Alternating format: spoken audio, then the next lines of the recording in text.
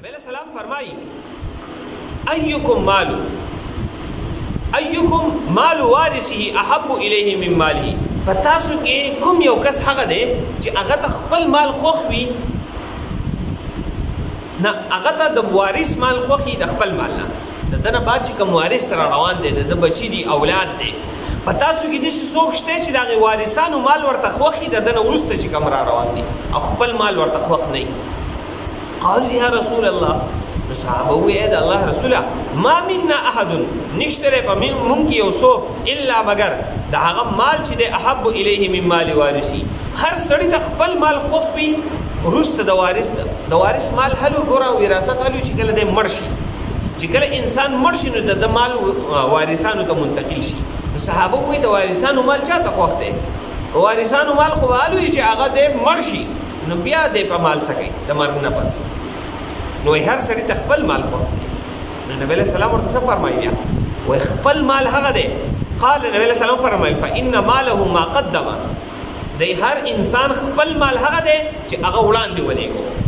چېرته یې ولېږو؟ آخرت ته یې ولېږو، ذخیره کې و مخې ته د آخرت دپاره چې دی نه هغه ذخیره وګرځو، دا د خپل مال دی. ومال وارثه ما اخره، او د وارث مال هغه دی چې کوم د جمع کړی دی او پاتې کړی دی. مال راوړي او غوټې والا ورکوي او جمع کوي، په بینکونو کې جمع کوي، په کورونو کې په صندوقونو کې جمع کوي، دغه مال د ده نه دی، دا د وارث مال دی. نو د چا دا خوښه ده چې د وارث مال نه دی د هغه خوښ وي او خپل مال دې خوښ نه وي. وارث چې دی نه الو دی به مړ شي، وارث به پسې بیا یا صدقه کوي او یا به پسې نه کوي. د خلکو د شرم او د غیرت د وجې نه به پسې میخ حلاله کړي او چې څوک راځي هغه وریجې خوري هغه به ورته خدای وبخم نه وایي، او بیا کلونه به تیر شي او دی به یاد نه کړي، او هغه کس به چې د دغې بچو دپاره به دغه مال چې دی نه هغه را جمع کړی حرام حلال به یې نه کتلی او را جمع کړی به یي، او بیا به چې دی نه هغه دي نه په دعا کې یادوي نه به پسې چې دی نه هغه صدقه کوي. د دې نه ښه دا نه ده چې دغه مال دی په دغې خپل ژوند کې هغه د خپل آخرت دپاره هغه ذخیره وګرځولی شي. نو نبی علیہ السلام فرمایي په تاسو کې څوک شته دی چې خپل مال ورته خوښ وي، نو خپل مال حق دی. نبی علیہ السلام کور ته راغی، نبی علیہ السلام ته د صدقې یو بیزه راوړلی شوه ذبح کړی شي چې دا صدقه کوي. نبی علیہ السلام منزله تلو، عایشې رضی الله عنها دا صدقه کوه، عایشې رضی الله تعالی عنها هغه صدقه کوله. نو کله چې نبی علیہ السلام د مانځه نه واپس راغی، نبی علیہ السلام تپوس کوي د هغې بیزه کې څه باقي پاتې شته دی؟ نو عایشې رضی الله تعالی عنها ورته وایي او د هغې یو ولی باقي پاتې دی. نبی علیہ السلام ورته فرمایي نه، ټوله بیزه چې دی نه هغه باقي پاتې دی او دا ولی چې دی نه هغه ختم دی. مطلب دا بیزه دا چې دی نه د آخرت ته ولېږلی شوه، دا صدقه شوه، دغه چې دی نه هغه باقي ده، او دا کم چې پاتې دی دا ختمېدونکی دی، دا خو به چې دی نه هغه وخوړی شي خبره به یې ختمه شي، کم چې صدقه شوه هغه د آخرت دپاره ذخیره شو. نو بل حدیث کې نبی علیہ السلام فرمایي ما من یوم یصبح العباد،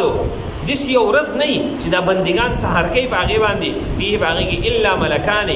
ینزلان، هر سحر دوه فرشتې نازلېږي د اسمان نه، فیقول نو بس وایي احدهما یو د دې دواړو نه اللهم ای الله پاکه اعطي منفقا خلفا، ای الله پاکه څوک چې ستا په لاره کې هغه مال خرج کوي هغه ته د هغې ښه بدله ورکړي. یو فرشته دا سوال کوي.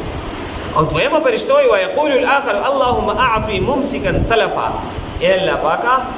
څوک چې ستا په لاره کې هغه مال نه خرج کوي د هغه مال هغه هلاک کړي. روزانه دا فرشتې دا دوه فرشتې هغه الله پاک ته هغه دعا کوي.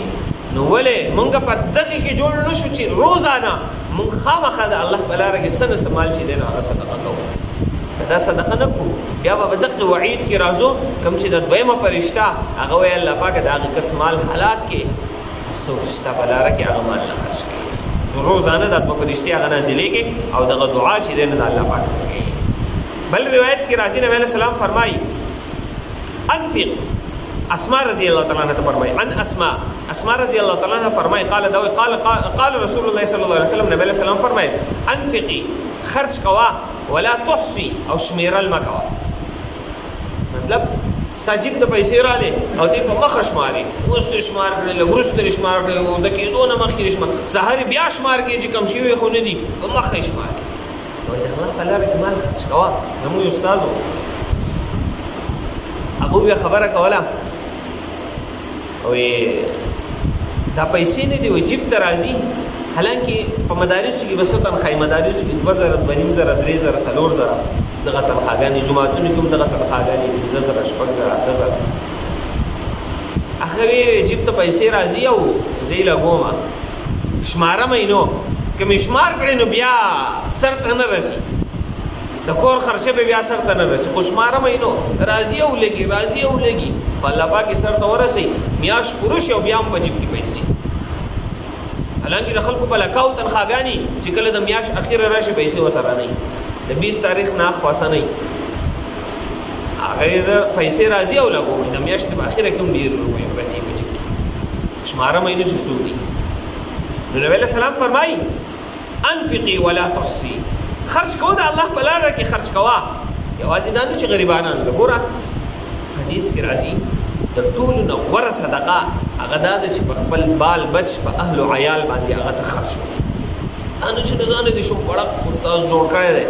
او یو څیز چې دی نه هغه کور ته نه وړي او کور کې چې دی نه هغه ګورېږي او دا کم استعمال او هر څه کم استعمال او دا کم استعمال د ټولو نه غوره صدقه هغه د کور په خلکو باندې هغه خرج کول نبی علیه السلام فرمایي انفقي ولا تحصي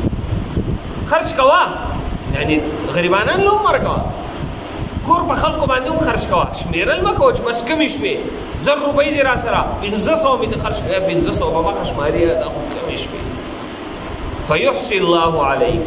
الله پاک به ستا سره شمار وکړي الله پاک به ستا سره شمېر وکړي شمېر مه کوه ولا توعي فيوعي الله عليك فرض اخي ما استطعت دا الله په لاره کې هغه خرج کوه څومره چې ستا هغه طاقت وي دا الله په لاره کې هغه خرج کوه او کمواله هغه وکړه بل حدیث کې راځي نبی علیہ السلام فرمایي قال الله تعالی الله پاک فرمایلی نبی علیہ السلام فرمایي الله پاک فرمایلی انفق یا ابن آدم خرج کوه د آدم زویا اے د آدم بچیا خرج کوه د الله په لاره کې انفق عليك زب پتا باندې خرج وکم الله پاک فرمایي ته خرج کوه زب پتا باندې خرج وکم یعنی فراخي به باندې هغه راوړم